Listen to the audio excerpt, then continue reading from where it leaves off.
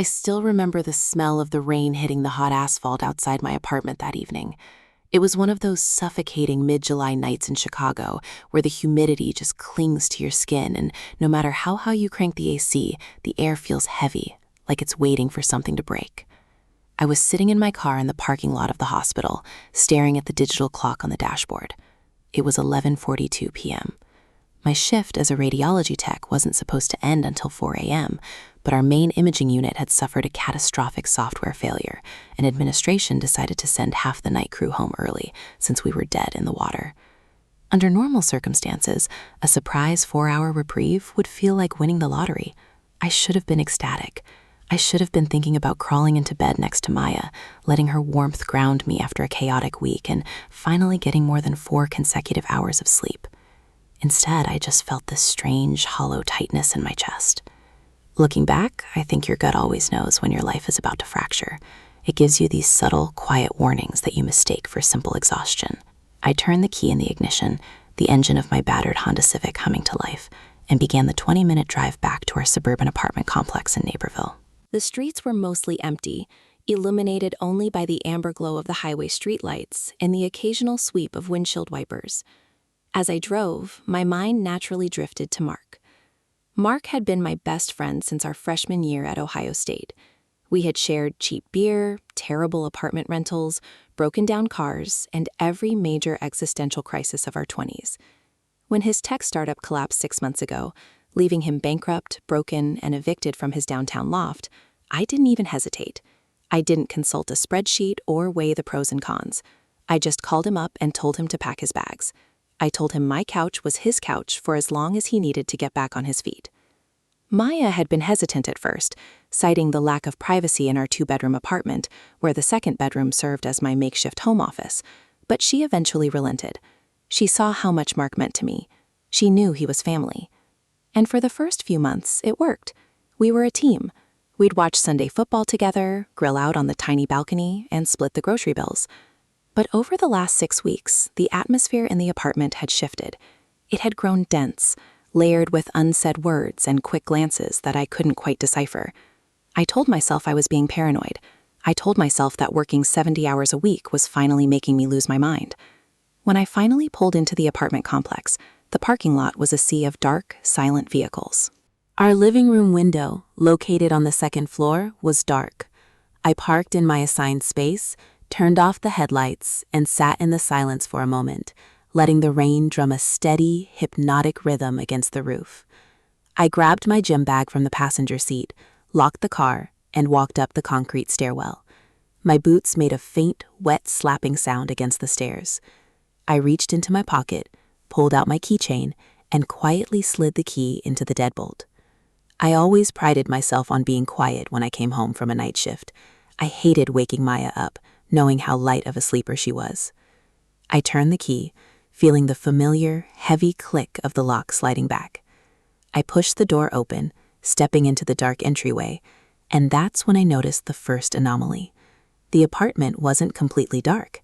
A faint, flickering blue light was spilling out from the cracked door of the master bedroom, cutting a sharp line across the hardwood floor of the hallway. That was unusual. Maya never watched TV in bed if she was sleeping alone. She always complained that the blue light gave her migraines. Furthermore, the air in the apartment felt different. It smelled faintly of vanilla and expensive bourbon, Mark's favorite brand, the one he only bought when he was celebrating something or drowning his sorrows. I set my gym bag down on the entryway bench, making sure to do it silently, and slipped off my wet boots. My heart began to thud against my ribs, a slow, heavy rhythm that resonated in my ears.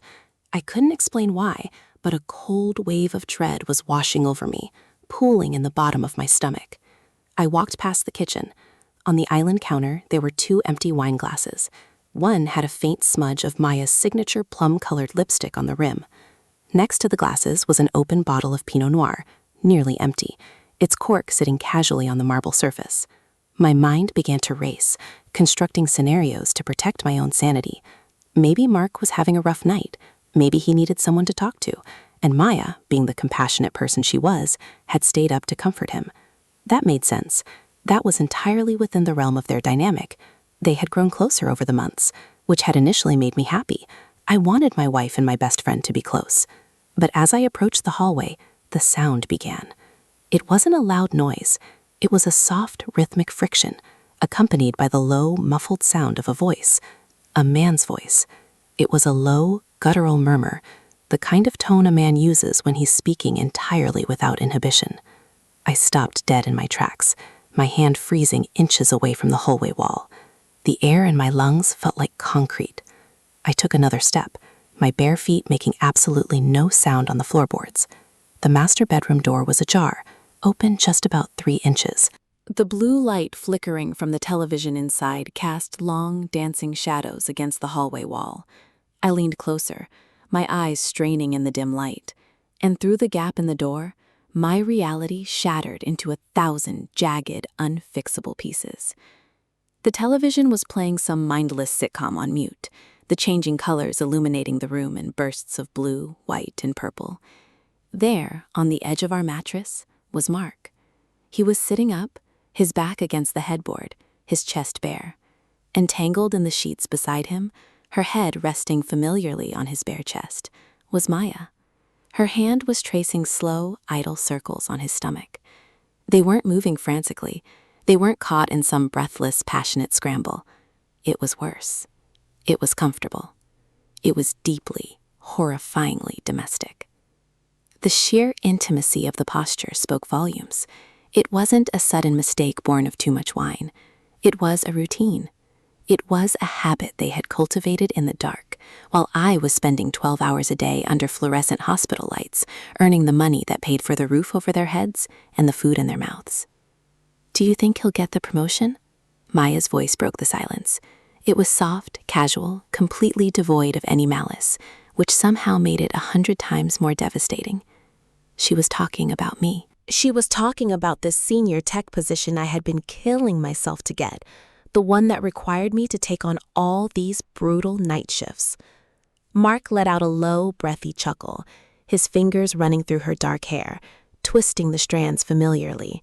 "Probably. He works like a dog. That's just who he is, babe. He doesn't know how to stop." "Sometimes I wish he would," she murmured, shifting her weight, her leg draping over his thigh with an ease that made my stomach violently turn. "He's just so gone lately. Even when he's here, his mind is at the clinic. It feels like I'm living with a ghost." "You're not living with a ghost right now," Mark whispered, leaning down to press a soft, lingering kiss to the top of her head. He didn't sound guilty. He sounded possessive. He sounded like a man who had successfully moved into another man's life and claimed the territory as his own. "I'm right here." I stood there in the dark hallway, completely paralyzed. My hands were shaking so violently, I had to ball them into fists to keep them from hitting the doorframe. The betrayal didn't hit me as anger initially. It hit me as a profound, disorienting grief. This was the man who had given the best man speech at my wedding 3 years ago. This was the man who had held my shoulder when my father passed away, telling me that no matter what happened, we were brothers for life. And this was the woman I had promised to protect, the woman I spent every waking hour trying to build a future for. They were discussing my absence like it was a mutual inconvenience, a shared flaw in my character that justified their betrayal. I wanted to scream. I wanted to kick the door off its hinges, rip Mark out of that bed, and tear the apartment apart. But as the initial shock began to crystallize into a cold, terrifying clarity, something shifted inside me. The heat of the anger died down, replaced by a freezing, calculated stillness. If I confronted them right now, there would be tears. There would be frantic excuses. Maya would cry and beg, claiming it was a lonely mistake. Mark would try to put his hands on my shoulders, looking at me with those pathetic, apologetic eyes, spinning some web of psychological justification about his depression and his lost startup. They would try to manage my reaction. They would try to control the narrative. I didn't want a narrative. I wanted out. But more than that, I wanted them to understand exactly what they had thrown away, without the comfort of a dramatic explosion to make them feel like victims of my rage. I took a deep, silent breath, forcing the air down into my aching lungs. I backed away from the door, inch by inch, stepping lightly on the parts of the floor I knew didn't creak. I walked back down the hallway, past the kitchen with the 2 wine glasses, and stood in the entryway. My gym bag was still sitting on the bench. I picked it up. My hands had stopped shaking. A strange, unnatural calm had taken over my entire body. The kind of emotional numbness that protects you when the pain is too immense for your brain to process. I reached for the doorknob, turning it slowly until the latch released. I opened the front door, stepping out onto the concrete walkway. The rain had slowed to a miserable misting drizzle. I stood in the threshold for a split second, looking back into the dark apartment that used to be my home. I thought about the thousands of dollars I had lent Mark. I thought about the anniversary dinner I had planned for Maya next week. I pulled the door closed behind me, but I didn't turn the handle to let the latch catch quietly. Instead, I left the door wide open, a gaping, unlatched invitation for the cold, damp night air to rush into the apartment, right down the hallway, and straight into that flickering blue bedroom. Let them feel the chill. Let them realize the security of their little bubble had been compromised. I walked down the stairs, my bare feet cold against the concrete, carrying my boots and my bag. I got into my Honda, started the engine, and pulled out of the parking lot without looking back in the rearview mirror. I had no idea where I was going, but as I hit the open highway, my phone on the passenger seat began to light up, vibrating violently against the plastic console. The highway stretched out ahead of me like a long, featureless ribbon of black velvet, cutting through the damp Illinois night. The digital dashboard clock ticked over to 12:09 a.m. My phone was still violently buzzing against the plastic cup holder, the screen illuminating the dark cabin of the car with persistent, blinding flashes. Maya's contact photo, a picture of her laughing on a beach in Michigan 2 summers ago, flashed repeatedly, followed by a string of text messages that I couldn't bring myself to read. My thumb hovered over the screen for a fraction of a second before I flipped the phone face down into the console, plunging the car back into a relative, suffocating darkness. The silence inside the vehicle was deafening, broken only by the steady, rhythmic hum of the tires against the wet asphalt and the hollow thud of my own heart. I didn't cry. My eyes felt dry, heavy, and hot, like sand had been rubbed into them. The shock had bypassed the crying phase entirely and gone straight into a deep chemical numbness that made my limbs feel heavy and disconnected from my brain. I drove aimlessly for nearly an hour, letting the highway carry me past the familiar suburban landscape of strip malls, car dealerships, and darkened corporate office parks. My mind was stuck in a horrific, looping replay of the last 20 minutes. Every detail was magnified, burned into the back of my eyelids.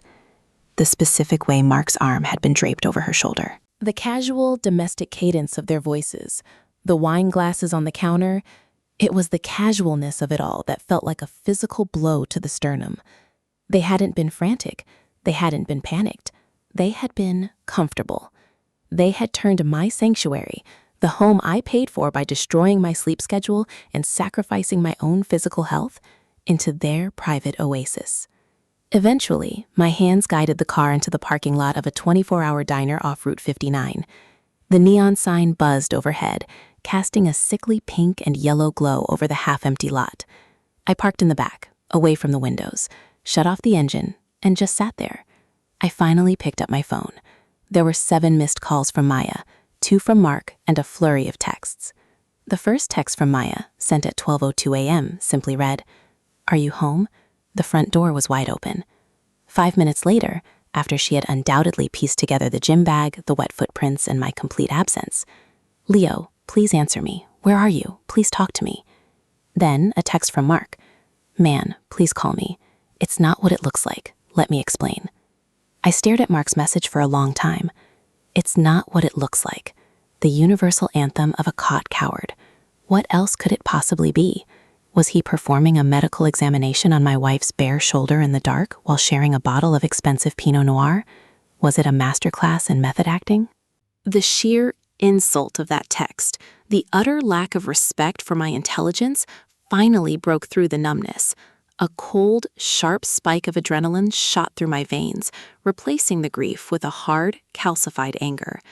I didn't reply to either of them. Instead, I opened my banking app. Maya and I shared a joint checking account where the bulk of our savings sat. Money we had been pooling together for a down payment on a house in the suburbs, a place with a real yard where we could eventually raise a family. My fingers were completely steady now as I initiated a transfer, moving exactly half of the balance into a private savings account I had kept for my college days. I didn't take it all. Even in my state of absolute betrayal, the analytical part of my brain knew that taking everything would look vindictive in a courtroom later. I took exactly 50%, down to the penny. Then I opened our shared credit card portal and froze the authorized user card under her name. Next, I dialed a number I knew by heart. It took 4 rings before a groggy, gravelly voice answered. "Leo, everything okay, man? It's past 1 in the morning." It was David, my older brother. He lived 20 minutes away in a small townhome in Aurora. He was a high school football coach, a no-nonsense guy who had always been fiercely protective of me. "I need a place to sleep tonight," I said. My voice sounded strange to my own ears. Flat, hollow, entirely devoid of inflection. It didn't sound like me. It sounded like a recording of a stranger. There was a long pause on the other end of the line, followed by the shifting rustle of bed sheets and the distinct sound of David sitting up. The grogginess instantly vanished from his tone. "Where are you right now? Where's Maya?" "I'm at the diner on 59, I replied, staring out at the rain pooling on my hood. "And Maya is in our bed with Mark. I came home early from my shift." The silence that followed was absolute. For 5 seconds, the only sound was the faint hiss of static on the line. I could practically hear David's brain trying to process the words, trying to reconcile the image of his little brother's happy marriage with the atomic bomb I had just dropped. When he finally spoke, his voice had dropped an octave, tight with a quiet, dangerous fury. "Get in your car and come to my house right now. Don't go back there, just get here." "I'm on my way," I said, and hung up. The drive to David's house passed in a blur. When I pulled into his driveway, the front porch light was already on, cutting through the rainy mist like a beacon. David was standing in the doorway, wearing gray sweatpants and a heavy hoodie, his arms crossed over his chest. He didn't say a word as I walked up the steps. He just grabbed my shoulder, pulled me into a brief, crushing hug, and shut the door behind me. We sat at his kitchen table for the next 3 hours. I didn't detail every horrifying second of what I saw, but I told him enough. I told him about the door, the glasses, the casual conversation about my promotion. David just listened, his jaw tightly clenched, his knuckles turning white around a mug of black coffee. He didn't offer any empty platitudes. He didn't tell me that everything happens for a reason, or that time heals all wounds. He knew me too well for that. "You can stay in the guest room for as long as you need," David said quietly, staring down at the table. "But you need a plan, Leo. A guy like Mark, he's a parasite. He's been living off you for months, and now he's taken your home. You can't let him see you sweat. You can't give him the satisfaction of a screaming match." "I'm not going to scream at him," I said, looking out the kitchen window as the first pale light of dawn began to bleed into the eastern sky. The rain had finally stopped, leaving everything outside looking gray, washed out, and dead. I'm going to take my life back. All of it. By 6 a.m., my phone began to ring again. It was Maya. I looked at the screen, felt the familiar knot tighten in my stomach, and finally slid the bar to answer. I didn't say hello. I just waited. "Leo?" "Oh my God, Leo, please." Her voice came through the speaker, breathless, erratic, and thick with tears. I could hear her pacing on the hardwood floor of our apartment. The background noise was painfully familiar, the hum of our refrigerator, the faint ticking of the wall clock. "Where are you? Please come home. We need to talk. It's not what you think it is, I swear to you. We were just talking and things got out of hand and we were both drinking and—" "I saw you, Maya," I interrupted. My voice was dangerously quiet, cutting through her frantic rambling like a razor through silk. "I stood in the hallway for 5 minutes. I heard you talking about my promotion. I saw your hand on his chest." A sharp, ragged gasp caught in her throat. The excuses instantly died, replaced by a heavy, suffocating silence. She was realizing in real time that there was no way to spin this. There was no misunderstanding to hide behind. "I'm giving you and Mark until noon today," I said, keeping my tone perfectly metered, completely detached. "Take whatever is yours and get out of my apartment.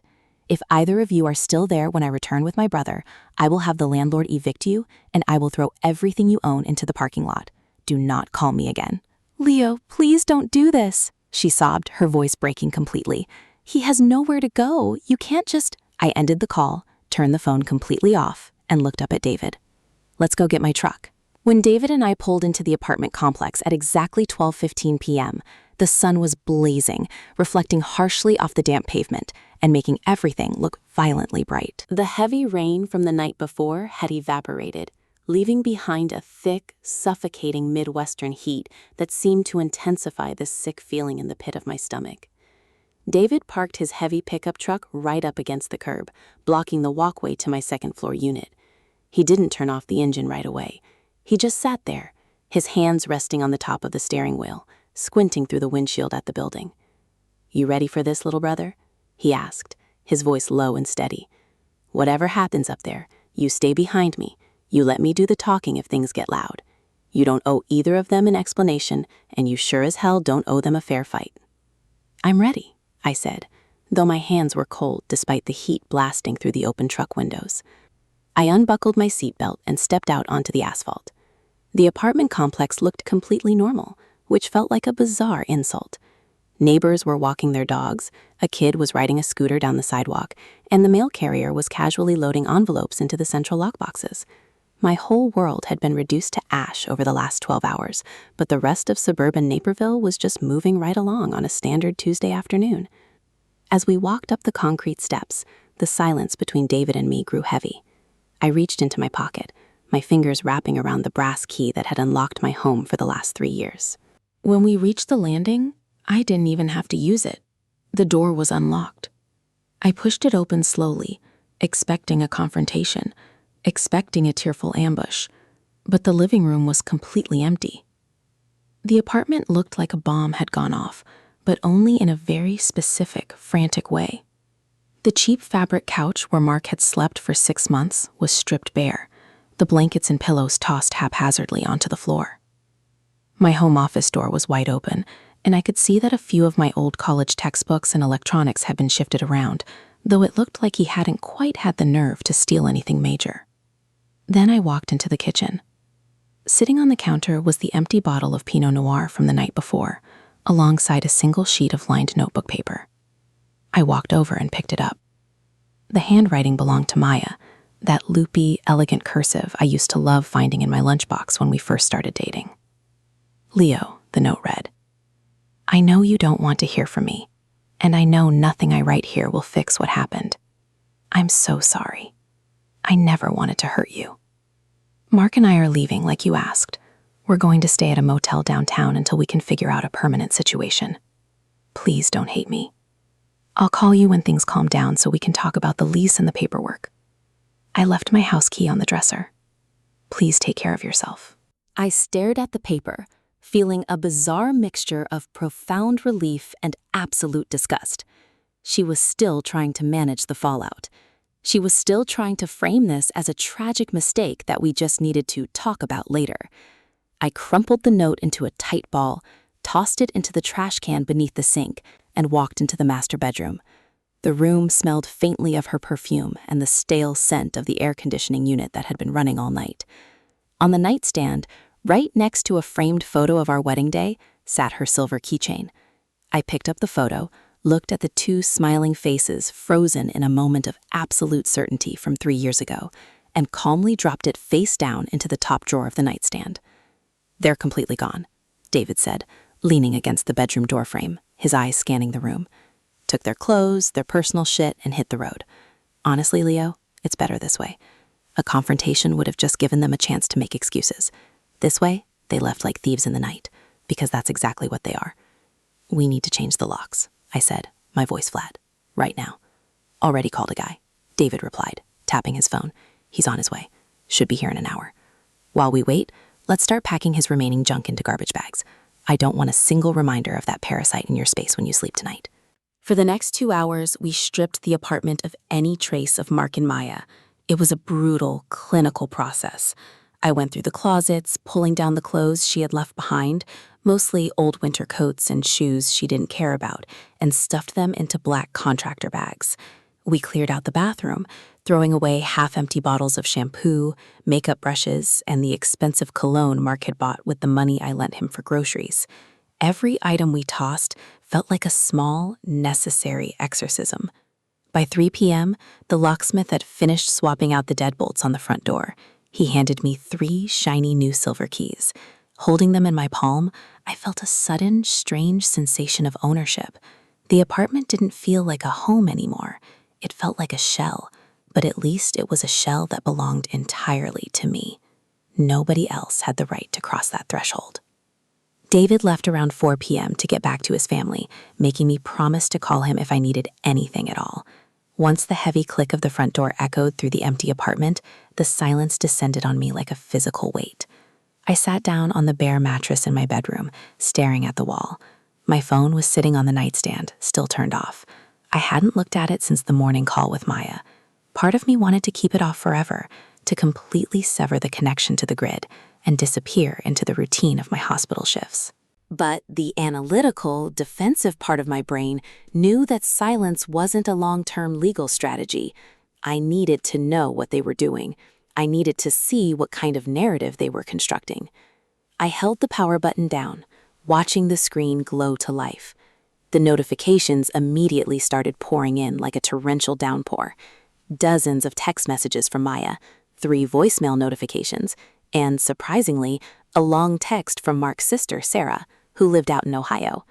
Sarah and I had always been on good terms, and seeing her name on the screen sent a new spike of anxiety through my chest. I opened Sarah's message first. Leo, oh my God, I am so incredibly sorry. Mark just called me crying hysterically from a motel in Chicago. He told me what he did. I am sick to my stomach.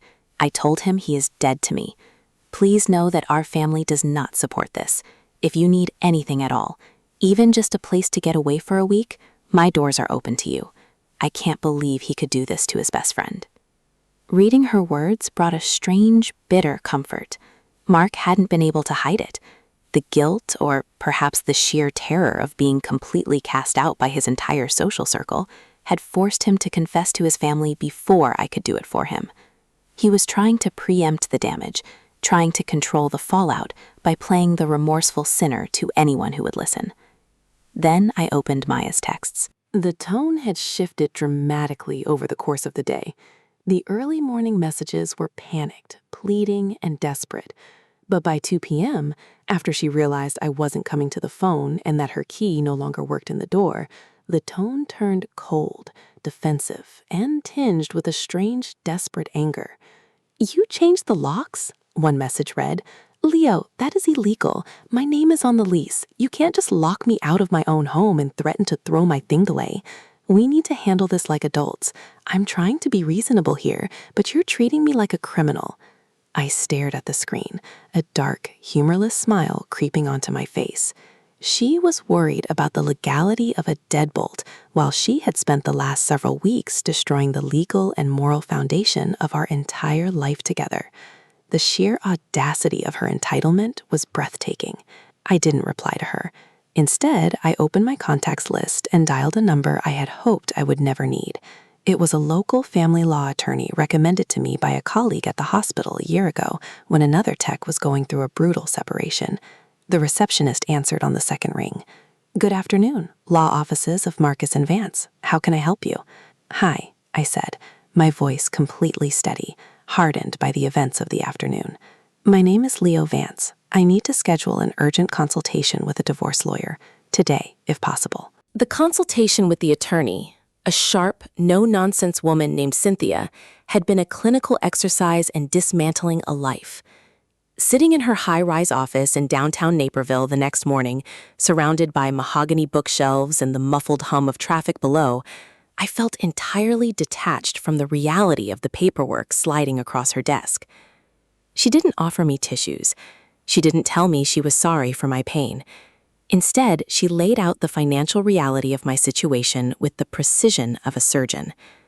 Because I had moved exactly half of our shared savings before Maya could touch it, and because I had immediately frozen the credit cards, I had protected myself from the worst of the financial hemorrhaging.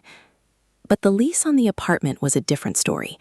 Both of our names were on it, and until the landlord agreed to remove her, or until the lease expired in November, we were mutually bound to that physical space. She can try to force her way back in legally, Cynthia had warned me, tapping her pen against a yellow legal pad. But given the circumstances, and given the fact that she has voluntarily vacated the premises to stay elsewhere, it's highly unlikely a judge will look kindly on her trying to disrupt your peace now. We file for divorce first thing tomorrow morning. Infidelity doesn't carry the same legal weight it used to in a no-fault state like Illinois, but it sets a clear narrative. We are going for a clean break, Leo. No alimony, an equitable split of the remaining assets, and you keep the apartment. I left her office feeling lighter, but it was a cold, empty kind of lightness. I spent the rest of the afternoon at the hospital, burying myself in the familiar mechanical routine of my job.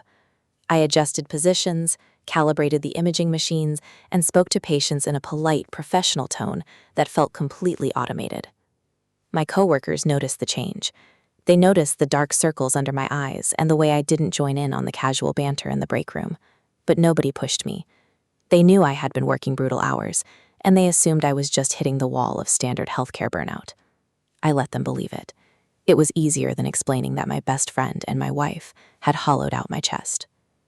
When my shift finally ended at 11 p.m., I walked out to the parking lot. The air was cool and crisp, a welcome relief from the sweltering heat of the afternoon. As I sat in my Honda waiting for the engine to warm up, my phone buzzed in my pocket. It wasn't a text message this time. It was an email notification from a sender address I didn't recognize, but the subject line instantly caught my eye. From Mark. I opened the email, the bright light of the screen illuminating the dark interior of my car. Leo, the email began. I know you blocked my number, and I don't blame you. I deserve every bit of your anger. I'm not writing this to ask for your forgiveness, because I know I don't deserve it. I just need you to know that Maya had nothing to do with how this started. I was in a dark place after the company went under, and I was lonely, and I took advantage of her kindness. She loves you, man. She really does. She's devastated by what this is doing to you. Please don't ruin her life because of my mistake. If you want to punch me, if you want to sue me, do whatever you have to do to me. Just please talk to her. I read the email through twice, my fingers tightening around the steering wheel until my knuckles turned a stark, bloodless white.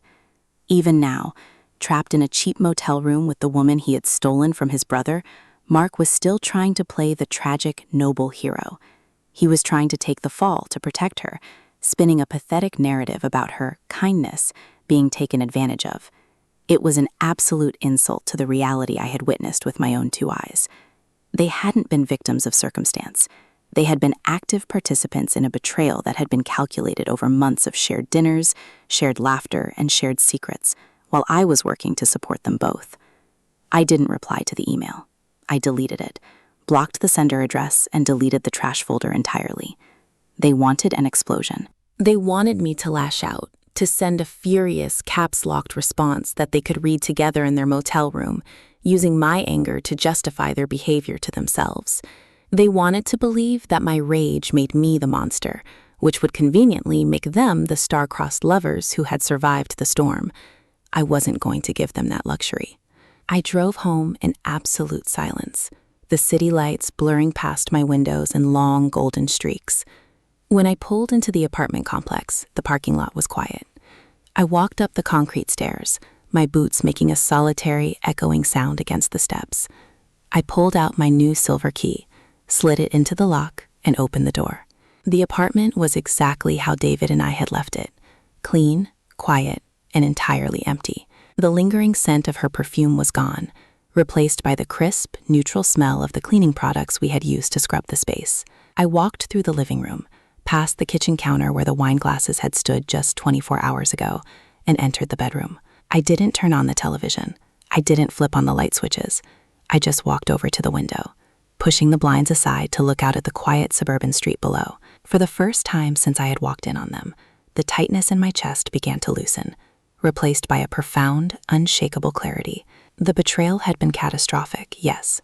It had shattered my marriage, ended my oldest friendship, and forced me to rebuild my entire conception of trust from the ground up. But as I stood there, in the quiet dark of my own apartment, I realized something vital. They hadn't taken my future. They had only taken a lie that I had been living. Mark was no longer my brother, and Maya was no longer my wife, but I was still here. I was still standing, still breathing, and completely in control of my own life. The phone on my nightstand buzzed one last time. It was a notification from my attorney's portal, confirming that the divorce petition had been successfully generated and would be served to Maya at her motel address by a courier at 9 a.m. the following morning. I walked over to the bed, pulled the blankets back, and lay down in the center of the mattress. It felt massive without her beside me, an expansive, open territory that belonged entirely to me. I closed my eyes, letting the quiet of the room wash over me, and for the first time in 6 months, I fell into a deep, dreamless sleep. They could have each other, and they could have the guilt that would inevitably poison whatever fragile thing they tried to build out of the wreckage. I had the truth, I had my dignity, and I had the rest of my life to live.